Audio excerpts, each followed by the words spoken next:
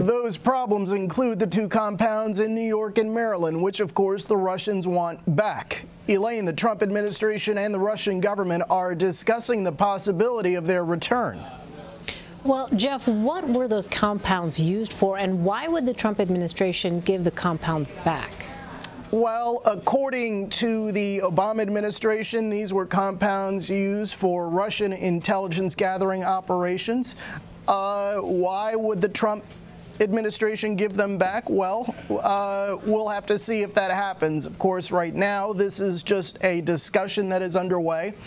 But we have talked to former Obama officials who felt like by expelling the 35 diplomats in the final weeks of the Obama administration, that was just the first part of a plan to respond to these Russian cyber attacks that the Obama administration felt had interfered with the election. And so if you give these compounds back, it certainly lessens the penalty that the Russian government would have suffered for interfering in the election.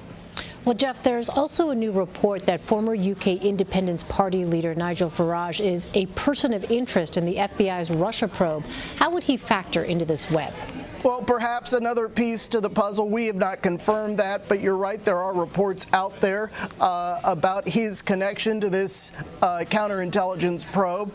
But again, just another piece to this really growing puzzle here. You have several people who are under scrutiny. We don't know if he is under scrutiny by the FBI, but they have cast a wide net, and I'm referring to the FBI agents who are involved in this counterintelligence investigation. They have cast a wide net on this because, again, they're looking at Russian interference in this election season, but also looking at whether Trump campaign officials were coordinating with the Russians. And this is an investigation that is not only happening domestically here, but it's happening across the globe and specifically in Russia as well. So this is a very complex investigation.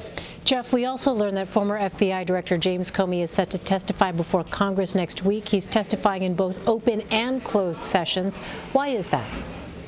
Well, because what he will be discussing, some of the information he might discuss is classified information that, of course, would happen behind closed doors.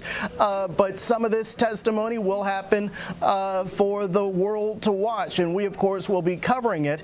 And what we have been told is that the bulk of his testimony in public will be about these memos and his meetings with the president.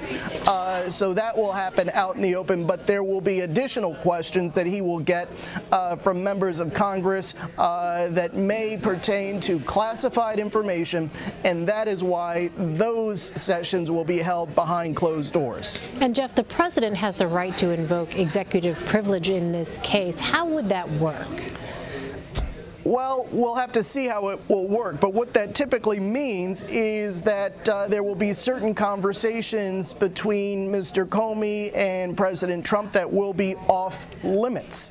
However, if that is something that the White House tries to do, it certainly would signify an escalation of sorts in trying to prevent information from getting out.